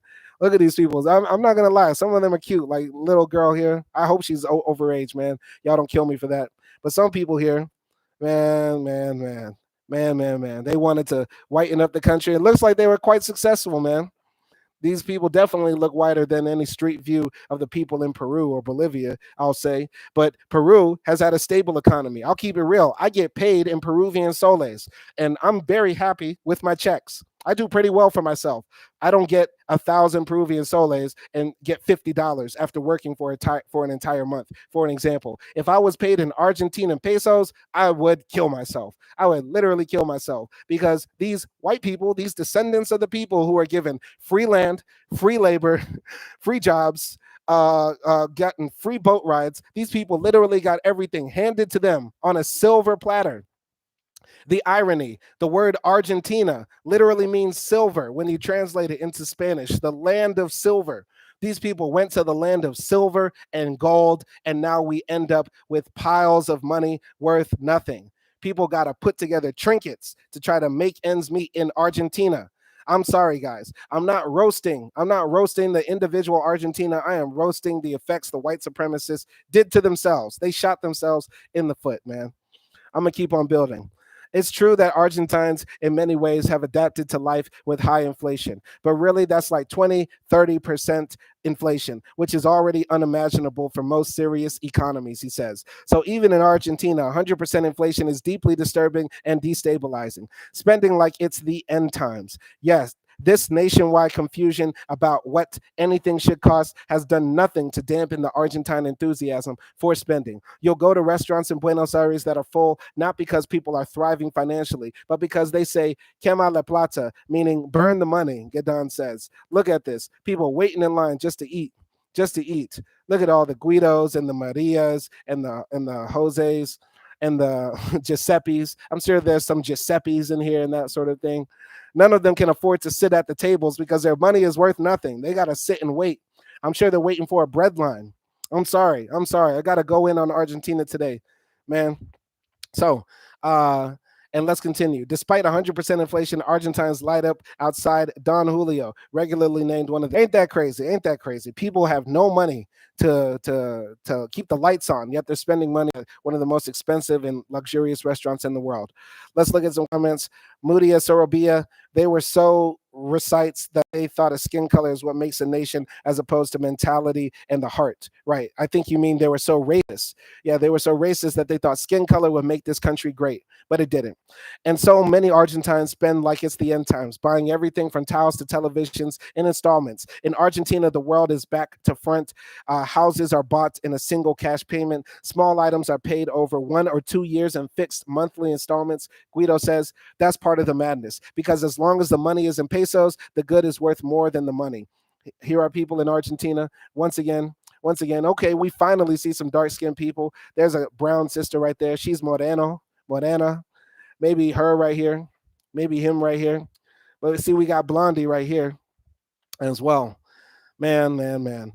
It's sad, man. A lot of places in the world are going through economic stagnation, but it seems to be a lot of this Argentina brought onto itself through bad policy.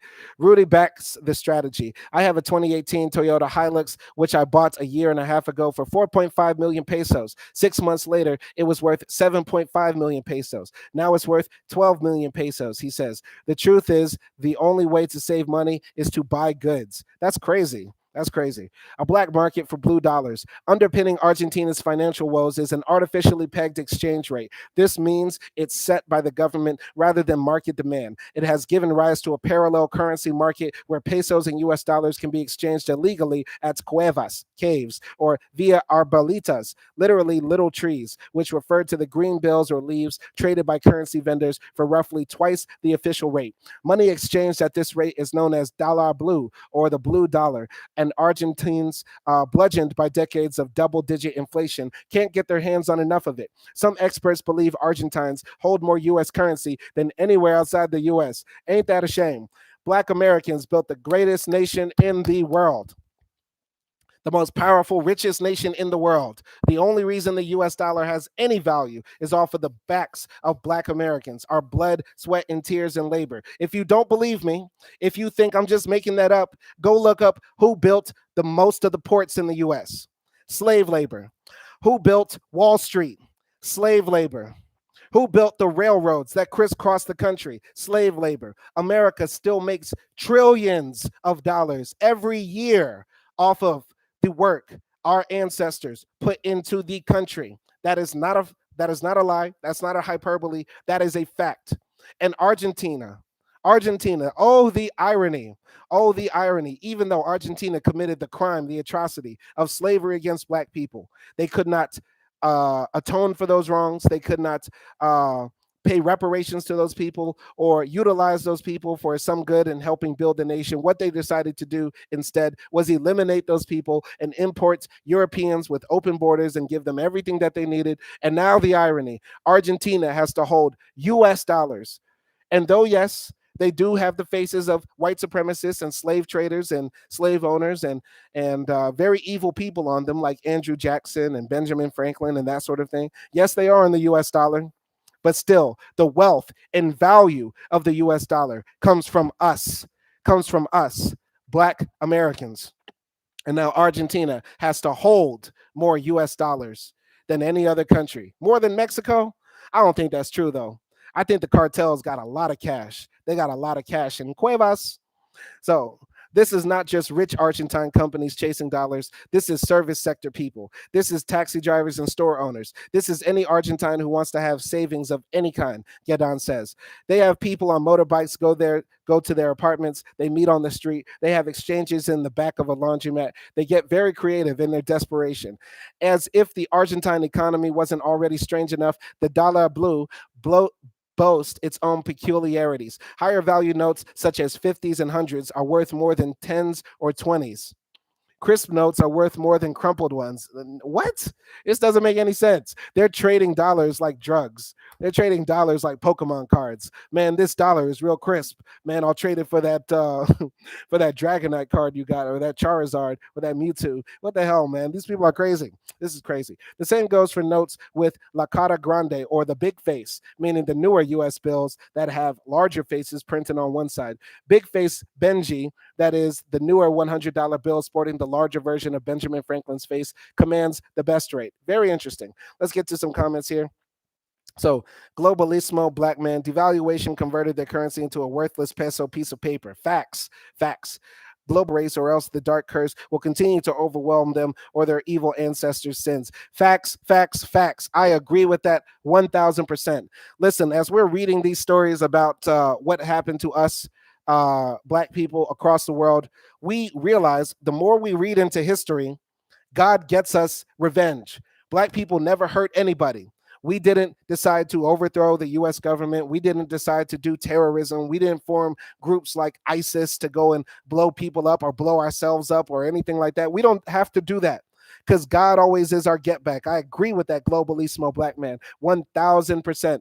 Because when we look at what happened in Turkey, after what black people went through in Turkey, if you don't know, they imported millions of black people into Turkey. And the only reason black people are not in Turkey today is because they cut off our genitalia. They imported millions of black people into Turkey. And the only reason we're not there is because they literally cut our nuts and dicks off. And what has happened in Turkey? Their economy is going down the drain. They are suffering earthquakes, and they will continue to suffer. They were bullied and beat up by the Europeans after World War I. They literally tried to take over their country. The Turks barely have a nation. My wife is Turkish, and I'm talking spicy about Turkey. I don't give a fuck. God will always be our get back. Any place that has attacked black people, God will always show vengeance upon them. Period. Period. Period. I could say something very controversial about the United States now. Very controversial. I won't say it because it might be too extreme. But even the United States will get its get back for what it did to black people. I believe that solely in my heart. Surely, surely, we are a special people. We are a destined people. We have a special destiny by God. And anything that negative that has happened to us, we don't worry about it. Meaning that we don't have to fight back against that or get revenge against that. That's what I mean. We will always fight back against white supremacy. We will always speak out against it. We will defend ourselves. But we don't have to get revenge because God will be our revenge. I swear to God, I believe that solely in my heart. So, all right, good. Globalissimo Black Man says, Simon, I've been a student of history since the 1980s. I can tell, man. Ozzy, what? There were black people in Turkey? Exactly. They believe people don't know there are black people in Turkey. Ozzy, you have to do your research, man. They imported thousands of black people, hundreds of thousands. Listen, I said this at the beginning of the stream. In the United States, maybe 300,000 or 400,000 black people were brought into the United States as slaves. And now we have about what, 40 million black Americans, right? That's because on top of importing us after they stopped the slave trade, I believe in 1820, they stopped the importation of black people. That might be a wrong number. But then they started breeding us, right? They opened breeding farms and forced black women to sleep with black men and breed new slaves. And then on top of that, the white supremacist slave owners raped our mothers and grandmothers and that sort of thing and created more children that they then sold into slavery, right? That has led to us today. Turkey imported at least 500,000 black people in the 1800s. 500,000 black people. That's 200,000 more black people were imported in 1 century to the Ottoman Empire. In 1 century. More than, and slavery in the Ottoman Empire lasted at least 400 years. So there were possibly, you do the math. You do the math. That's millions of black people. Millions of black people at a conservative amount. And now there are almost zero black people left in Turkey. Why? Snip, snip, snip. Snip, snip, snip. Something I've noticed is that the populations worldwide are always darker than they're advertised in media, Europe, South America, etc. Absolutely, that's a big thing too. Yeah, Blanqueamiento, this idea that we need to whiten and project whiteness across the world is a big part of white supremacy and the messaging as well, because they want to show that white is superior. They want to show that white is right and that it's the ideal, which is why in many Latin American countries, a lot of the population is brown skin, dark skin, and that sort of thing. But if you look at their celebrities, if you look at who's on TV, who their music stars are, yes, of course, they're the lighter skinned of those people. All right, let's finish up this article because I know you guys are tired. I'm tired. Secret hiding places. Where do all these crisp face bills end up? Definitely not in the banks, says Vanessa Barrios, who runs a mountain excursion business with her husband in the foothills of the Andes mountain range near Mendoza. You'd have to take it out at the official exchange rate, which means it's devalued by half, she says. Who's going to put $1 in the bank so that when you have to take it out, it will be worth half? All over the country, Argentines are stashing what little savings they can scrounge in mattresses, in apartment walls, and under the floorboards, or for those with the means, in security boxes located in a bank, but where the money remains outside the banking system. Oh, Vanessa, Vanessa, Vanessa. Blanqueamiento at its finest. Vanessa, the white supremacists, I'm so sorry the white supremacists have you putting $100 bills under your mattress. I pray to God there's not a grease fire in your kitchen and all your little life savings from working at the bakery go up in flames. I'm sorry. Sorry, Vanessa. Argentines have found a profound distrust of banks, owing in no small part to the government's decision to confiscate bank deposits amid the 2001 financial crisis. Don't trust banks, don't trust the government, and certainly don't trust people in your home, says Joaquin Gonzalez, a systems analyst student in Buenos Aires. The 25-year-old has lived with double-digit inflation virtually his entire life. He says most young people can't afford security boxes. It's up to you to be inventive with your hiding place. Fail, and you could end up paying dearly. A few years back, Joaquin caught the family's cleaner of 3 years red-handed with the $10,000 he'd hidden in his punching bag. What a dumbass. What a dumbass, man. Why would you hide 10K in a punching bag? Well, you know what? Maybe that's smart because who's going to check a punching bag? But still, this man had to chase down his cleaning lady because she tried to run off with 10K, showing the failure, the absolute failure that Argentina has become. This young man here, oh, Joaquin, Joaquin, Joaquin, Blanqueamiento at its finest, white supremacy at its finest, the product of white supremacy at its finest. Joaquin, Joaquin, I'm so sorry your country has failed you. Your ancestors, your leaders failed you through a process of trying to whiten a country, importing people, giving them free everything, and still you guys have failed. I'm so sorry you couldn't grow up in the United States around us, Black Americans who helped create the greatest, most richest, most powerful nation in the world. I'm so sorry for you, Joaquin, and all the other Guidos in Argentina. Let's continue building.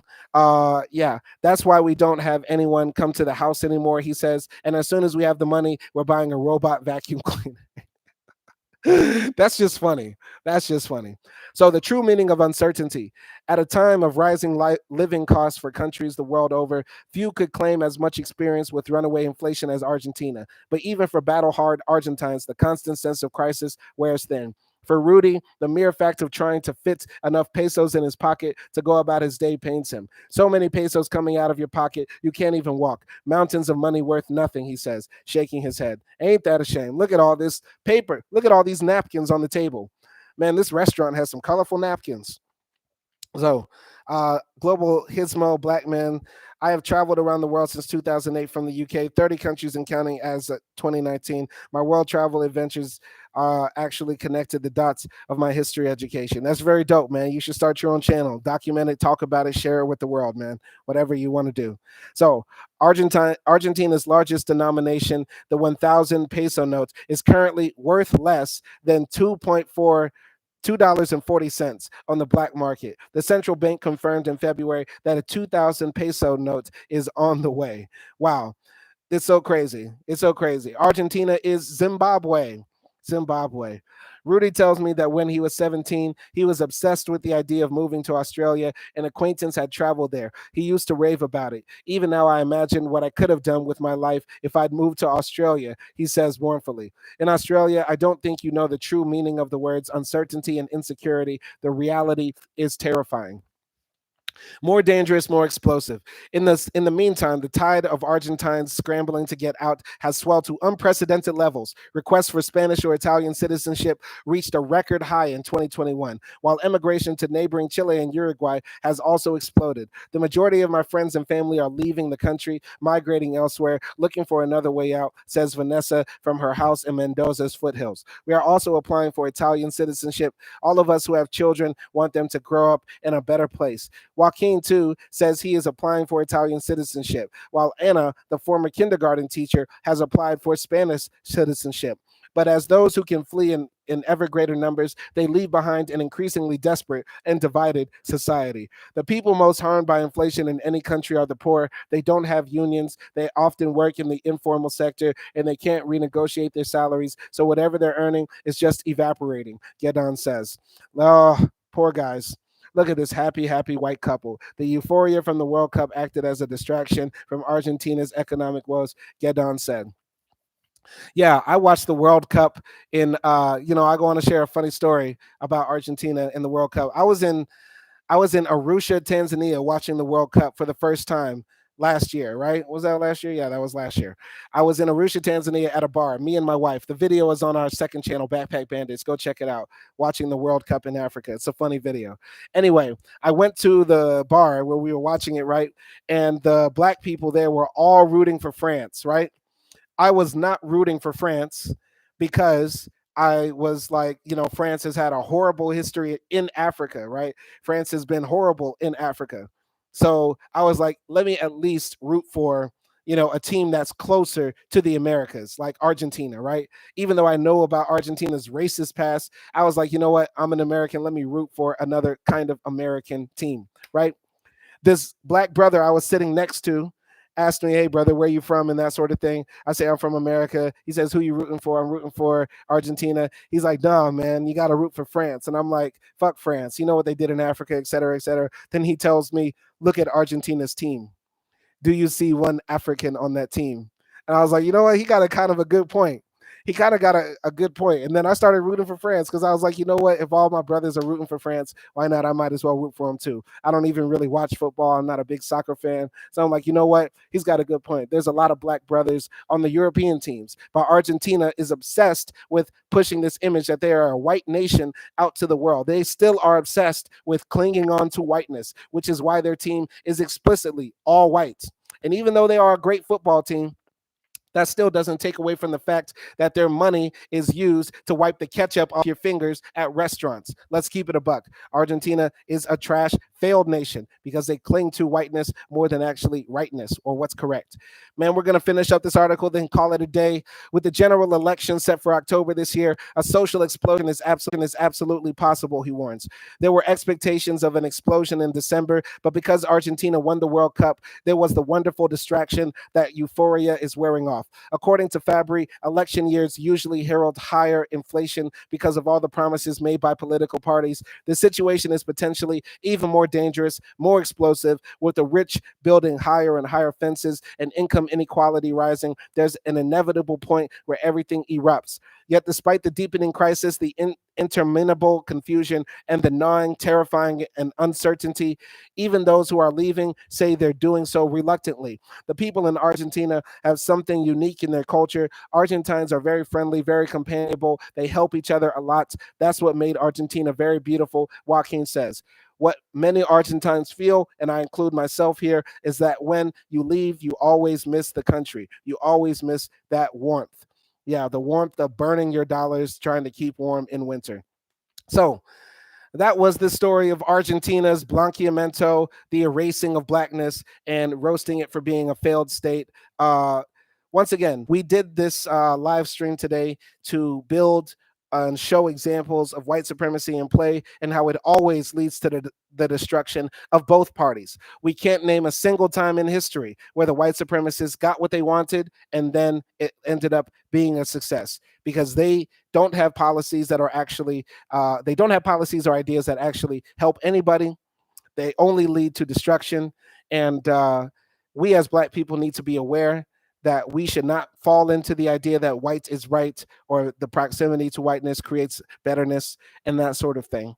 And I hope you all enjoyed this live stream. This was a long one. It was a doozy. I did not intend to be here this long, but there was a lot to build on. And I was learning myself as I went. I want to thank everybody who came into the chat. Shout out to Globalismo, Black Man, Ozzy, Mudia Sorobia, Greg Mack, Layberry, Step Brandon one. And yeah, I appreciate everybody who watched. I hope y'all keep on tuning in. We're going to keep on learning and educating each other as we go. Y'all have a good night. Last comment from Globalismo Black Man. Australia is another country with a dark history, exterminating the Aborigines. Absolutely. And maybe we'll build on Australia in another video. But thank y'all for watching. Y'all have a good night. Y'all don't get too lit tonight, and peace.